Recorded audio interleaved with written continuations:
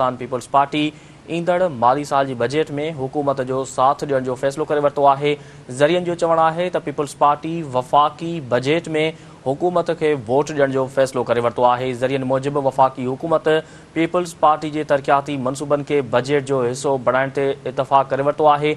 ज़रियनि मूजिबि वॾे वज़ीर सैयद मुराद अली शाह, सैयद नवीद कमर, सलीम मानवीवाला, शेर रहमान ऐं राजा परवेज़ अशरफ पीपल्स पार्टी तरफ़ां भरपूर मौक़िफ़ रखियो। अवां खे आगाह करे रहिया आहियूं अहम ख़बर जे हवाले सां त पाकिस्तान पीपल्स पार्टी ईंदड़ माली साल जी बजट में हुकूमत जो साथ ॾियण जो फ़ैसिलो करे वरितो आहे। ज़रियनि जो चवणु आहे त पीपल्स पार्टी वफ़ाक़ी बजट में हुकूमत खे वोट ॾियण जो फ़ैसिलो करे वरितो आहे।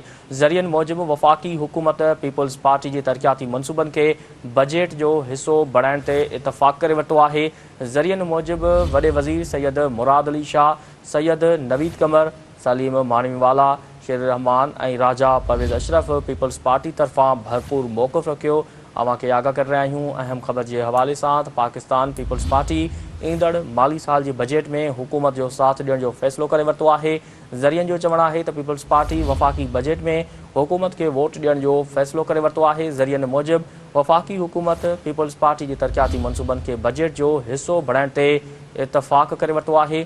ज़रियनि मूजिबि वॾे वज़ीर सैयद मुराद अली शाह, सैयद नवीद कमर, सलीम मानवीवाला, शेर रहमान ऐं राजा परवेज़ अशरफ पीपल्स पार्टी तरफ़ां भरपूर मौक़िफ़ रखियो।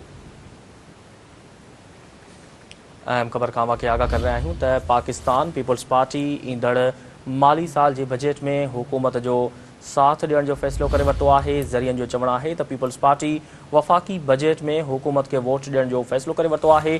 ज़रियनि जो चवणु आहे त वफ़ाक़ी हुकूमत पीपल्स पार्टी जे तरक़ियाती मनसूबनि खे बजट जो हिसो बणाइण ते इतफ़ाक़ करे वरितो आहे। ज़रियनि मूजिबि वॾे वज़ीर सैयद मुराद अली शाह, सैयद नवीद कमर, सलीम मानवीवाला, शेर रहमान ऐं राजा परवेज़ अशरफ पीपल्स पार्टी तरफ़ां भरपूर मौक़िफ़ रखियो। अवां खे आगाह करे रहिया आहियूं अहम ख़बर जे हवाले सां त पाकिस्तान पीपल्स पार्टी ईंदड़ माली साल जे बजट में हुकूमत जो साथ ॾियण जो फ़ैसिलो करे वरितो आहे। ज़रियनि जो चवणु आहे त पीपल्स पार्टी वफ़ाक़ी बजट में हुकूमत खे वोट ॾियण जो फ़ैसिलो करे वरितो आहे। ज़रियनि जो चवणु आहे त वफ़ाक़ी हुकूमत पीपल्स पार्टी जे तरक़ियाती मनसूबनि खे बजट जो हिसो बणाइण ते इतफ़ाक़ करे वरितो आहे।